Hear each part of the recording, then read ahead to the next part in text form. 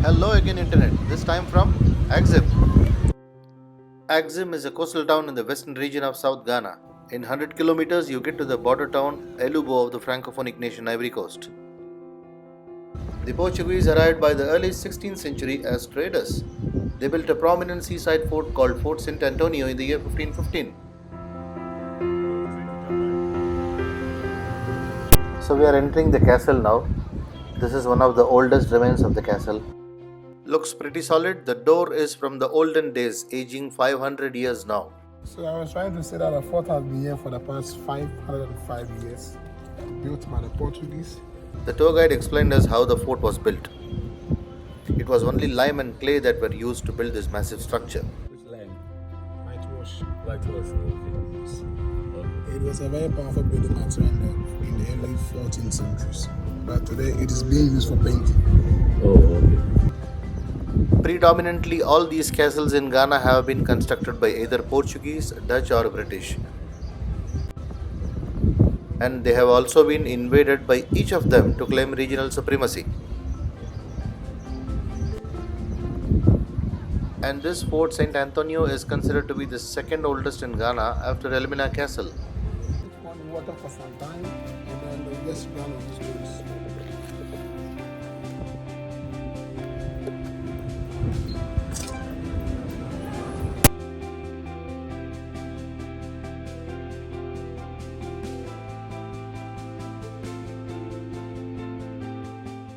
And during the slave trade regime, humans were exchanged as slaves against food, gold, and other commodities. The traded slaves were transported from the castle to the island behind me through a tunnel. You can look at it. I was told that there is a tunnel that leads to the island, and from there they would be boarded onto their ships. So, from this roof portion, the slaves are actually transported to the ships through a tunnel. It's a long, steep, narrow tunnel leading to the island underground, and from there the slaves would be boarded onto the ships.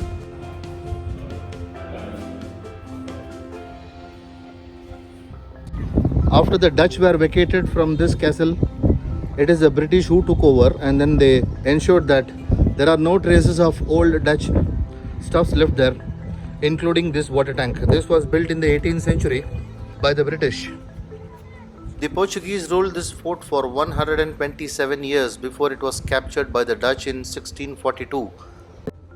The construction looks rock solid, and particularly this flooring was done by the British, and these beams are also the original ones, which are still being maintained now.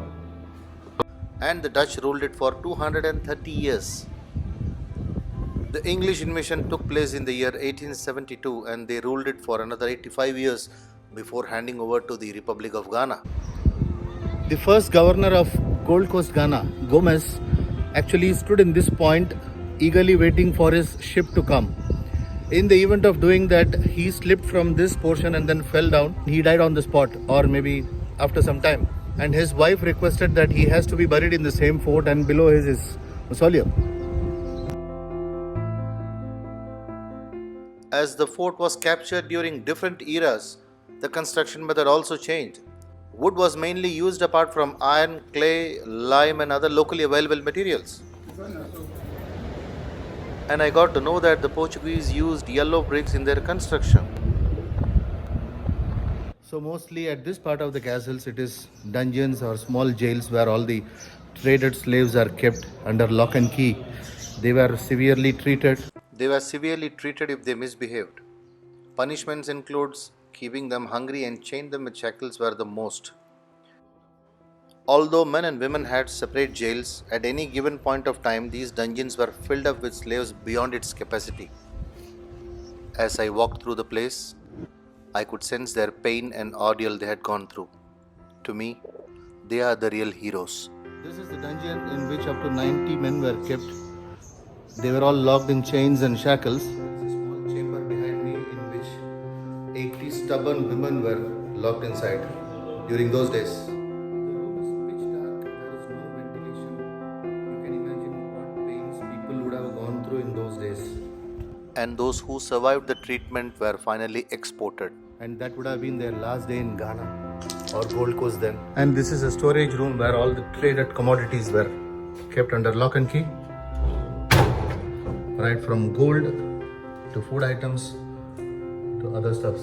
Initially, castles and forts were set up for trading purposes at the shore of Gulf of Guinea. Over a period of time, they became a trading hub for slaves, and this is where the transatlantic sub-Saharan slave trades started coming up. So in common, if you look at the history of Ghana, castles and forts plays a major role.